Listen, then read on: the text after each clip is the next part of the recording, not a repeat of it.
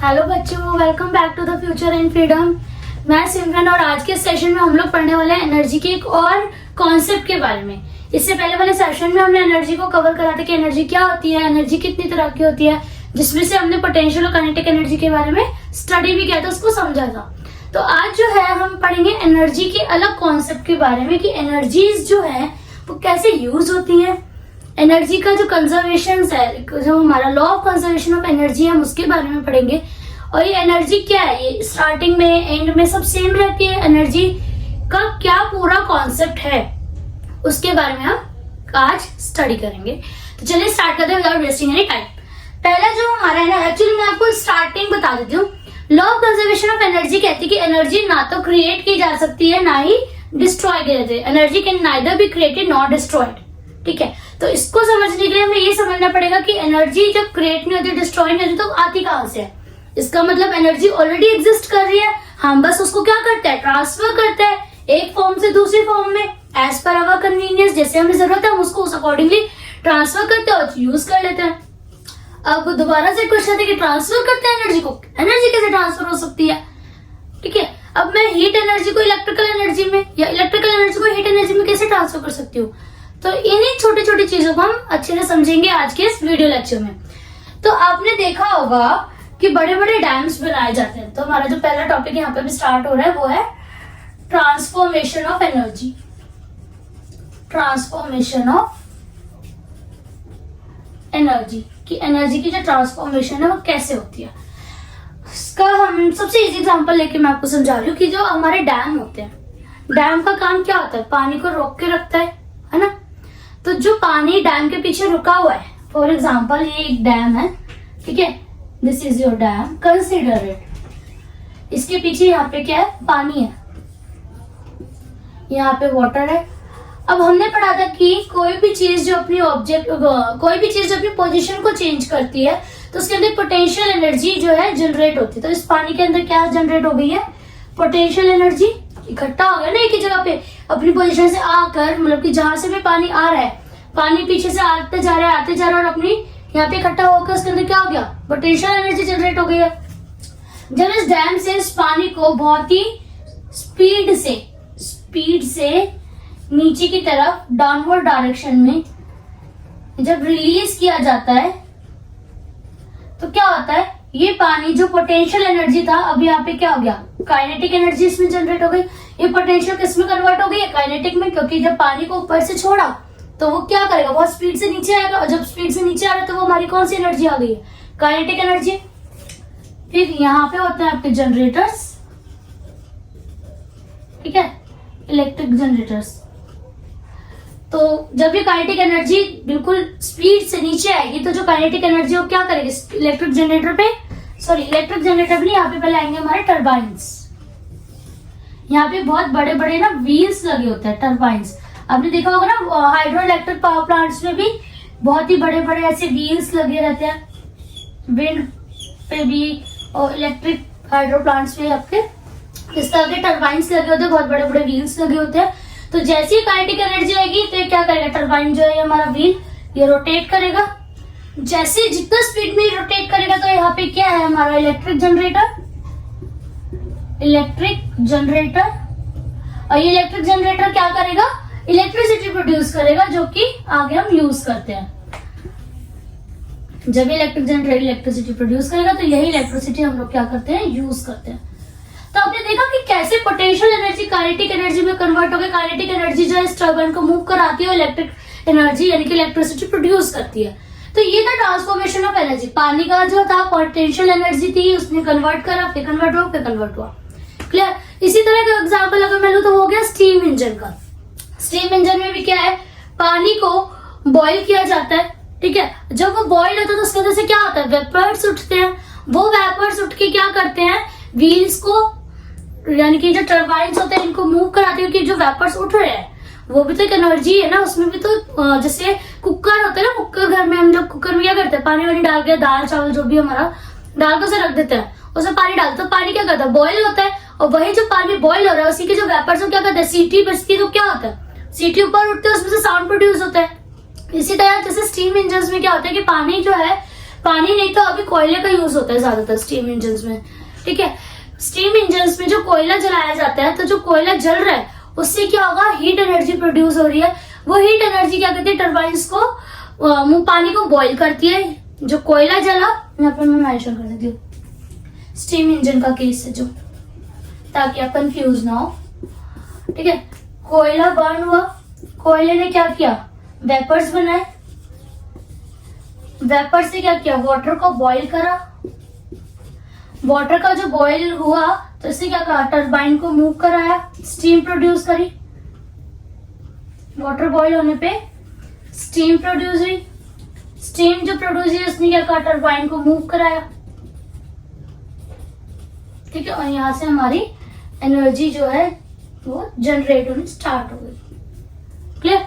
तो ये सारे ना प्रोसेस है। अब आप देखोगे इसमें ना कुछ भी एक्स्ट्रा ना ऐड हो रहा ना माइनस हो रहा, जो पहले था वही आगे आगे आगे आगे आगे आगे पास ऑन होता जा रहा है। तो ये था ट्रांसफॉर्मेशन ऑफ एनर्जी।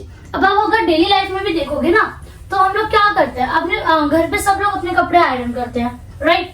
तो आयरन करने के लिए इलेक्ट्रिक आयरन जो हम यूज करते हैं, इलेक्ट्रिक आयरन जो आप यूज करते हैं उसमें क्या होता है, आप उसको इलेक्ट्रिसिटी देते हो, ठीक है। आप इलेक्ट्रिसिटी देते हो, वहां से हीट एनर्जी प्रोड्यूस होती है, हीट एनर्जी प्रोड्यूस हो रही है।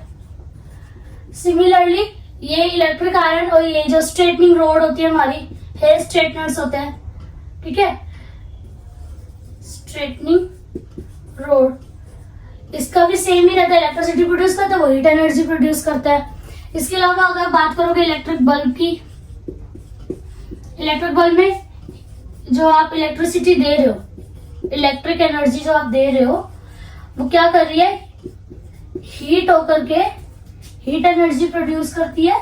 एंड देन ये हीट एनर्जी क्या करती है, लाइट एनर्जी प्रोड्यूस करती है, ठीक है। तो ये हम जो डे टू डे लाइफ में हम जो चीजें यूज कर रहे हैं, हमारा इलेक्ट्रिक आयरन हो गया, हमारी इलेक्ट्रिक बल्ब्स हो गए, उसके अलावा आप और क्या देख सकते हो, स्टीम कह रहे हो, जो ओवन हम लोग यूज कर रहे हैं, क्लियर। तो ये सब क्या कर रहे हैं, एनर्जी को कन्वर्ट कर करके अपना यूटिलाइज कर रहे हैं, क्लियर है। तो अब जैसे आप फ्रिज की बात करोगे, रेफ्रिजरेटर की, तो हम इलेक्ट्रिक देते हैं, बट यहाँ पे हीट तो नहीं होता, यहाँ पे क्या होता है, कूलिंग प्रोसेस होता है। यहाँ पे जो जब आप उसमें इलेक्ट्रिसिटी दोगे, जिसका कंप्रेसर है वो वर्क करेगा, वो अंदर से कूलिंग, उसको कूल करेगा, उसको ठंडा देगा, फ्रिज को ठंडा करके रखेगा, ठीक है। तो ये थी हमारी ट्रांसफॉर्मेशन ऑफ एनर्जी। अब इसके बाद आ जाइए law of conservation of energy पे, which is very important with the understanding point of view and exam point of view also. Law of conservation, law of conservation of energy. Law of conservation of energy क्या कहता है, मैंने आपको एक line में बताया था, energy can neither be created, energy can neither be created nor destroyed. Energy को ना तो आप क्रिएट कर सकते हो ना ही डिस्ट्रॉयड कर सकते हो, it transform from one to another, from one form to other form, one form to other form, ठीक है। एनर्जी जो है ना ही क्रिएट की जा सकती है ना ही डिस्ट्रॉय की जा सकती है, ये हमेशा एक फॉर्म से दूसरी फॉर्म में कन्वर्ट की जाती है। इसके मैंने आपको अभी और एग्जांपल्स दिए थे, स्टीम इंजन का और जो हाइड्रो इलेक्ट्रिक पावर प्लांट्स हमारे होते हैं उन सब का। तो क्या कर रहे थे, एनर्जी तो पहले से थी, बस उसको कन्वर्ट कर करके ट्रांसफर कर करके यूज कर रहे थे। अभी law of conservation of energy आया कहां से, एक्चुअली क्या देखा गया, इसके दो केस थे। एक, जब आप ऊपर से नीचे कर रहे हो वर्टिकली पे एनर्जी का क्या रोल रह पा रहा है, और हॉरिजॉन्टली पे एनर्जी का क्या रोल रह रहा है। तो पहले हम वर्टिकली वाले केस को पढ़ लेते हैं। वर्टिकली में जो केस आया था वो हमारा था फ्री फॉल का, ठीक है। फ्री फॉल में क्या था, मैं एक फॉर एग्जांपल ये एक हाइट है, इस हाइट पे मैं एक ऑब्जेक्ट को ले गई, तो इस ऑब्जेक्ट में क्या है, पोटेंशियल एनर्जी है। फिर जब इसको यहाँ से ड्रॉप करा तो ये क्या हो गया, काइनेटिक एनर्जी। और जब ये यहाँ पे, ये इसकी इनिशियल है पोजीशन और ये इसके फाइनल है, फाइनल पे क्या आएगा, यहाँ पे आएगा, यहाँ पे क्या हो जाएगी, दोबारा से पोटेंशियल एनर्जी हो जाएगी। तो अच्छा, ये तो समझ आ गया कि जो एनर्जी है वो कंजर्व रहती, सॉरी, ना ही क्रिएट की गई ना डिस्ट्रॉय हुई। ये समझ आ गया कि पोटेंशियल थी, काइनेटिक पे आया, फिर दोबारा पोटेंशियल पे आ गया। बट हम ये कैसे कह सकते हैं कि कंजर्व्ड है, जो एनर्जी स्टार्टिंग में थी ना वही energy through out the time रहेगी। तो ये एक एक्सपेरिमेंट किया गया और यहाँ पे देखा गया कि जैसे इनिशियल पोजीशन, ठीक है, इसके बाद यहाँ पे हमारी पोटेंशियल एनर्जी, यहाँ पे काइनेटिक एनर्जी और यहाँ पे ये हो गया मेरा टी यानी कि टोटल एनर्जी। ये इनिशियल और ये फाइनल। इनिशियल फाइनल के अलावा हमने मार्क कर दिया फॉर एग्जाम्पल ए और बी। तो एट ए,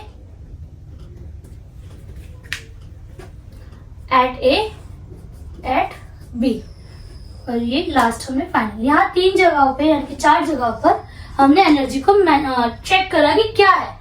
तो इनिशियली हमने देखा कि potential energy for example 20 joule है, काइनेटिक एनर्जी 0 होगी क्योंकि वो रेस्ट पोजीशन पर है, पोटेंशियल एनर्जी 20 जूल है। तो टोटल एनर्जी क्या हो गई 20 + 0 = 20 जूल। फिर ए पॉइंट पे चेक किया गया, एक और पॉइंट ले लेते हैं, let's say this is B, okay, and this is let's say point C. तो मैं यहाँ पे एक और पॉइंट ऐड कर देती हूँ एट सी, ये होगी फाइनल, ठीक है। तो जब ए पॉइंट पे चेक किया गया तो देखा कि पोटेंशियल एनर्जी क्या है 15 जूल है और काइनेटिक एनर्जी 5 जूल है। फिर जब बी पॉइंट पे चेक किया गया तो देखा पोटेंशियल एनर्जी 10 जूल है, काइनेटिक एनर्जी 10 जूल है। सी पॉइंट पे चेक किया गया तो देखा कि ये हमारी जो पोटेंशियल एनर्जी है ये 5 जूल है, काइनेटिक एनर्जी हमारी 15 जूल है। और फाइनल पे पोटेंशियल जो है 0 हो गया, सॉरी फाइनल पे पोटेंशियल हमारी 20 जूल है अगेन, और काइनेटिक जो है वो 0 हो जाएगी क्योंकि फाइनल और इनिशियल पोजीशन पे जो काइनेटिक एनर्जी है वो 0 रहेगी क्योंकि जो ऑब्जेक्ट है मेरा वो स्टॉप हो जाएगा। और हमने पहले भी पढ़ा हुआ है, ठीक है, कि जब भी कोई ऑब्जेक्ट नीचे की तरफ गिरेगा तो उसकी काइनेटिक एनर्जी जो है वो क्या होगी, इंक्रीज होगी। जब भी कोई ऑब्जेक्ट नीचे की तरफ जा रहा है तो काइनेटिक एनर्जी इंक्रीज होगी और पोटेंशियल एनर्जी डिक्रीज होगी। जब भी ऑब्जेक्ट जो हमारा वो नीचे जा रहा है, when an object falls down, जब कोई ऑब्जेक्ट नीचे गिर रहा है तो काइनेटिक एनर्जी इंक्रीज होगी और पोटेंशियल एनर्जी डिक्रीज होगी। एंड हियर काइनेटिक एनर्जी हमारी 0 हो जाएगी और पोटेंशियल एनर्जी मैक्स होगी। मैक्स यानी कि जो उसकी मैक्सिमम पोटेंशियल एनर्जी वो अटेन कर सकता है। यहाँ पे भी इनिशियल पॉइंट पे भी अगर आप देखेंगे तो काइनेटिक एनर्जी जो है 0, पोटेंशियल एनर्जी मैक्स जो वो अटेन कर सकता है।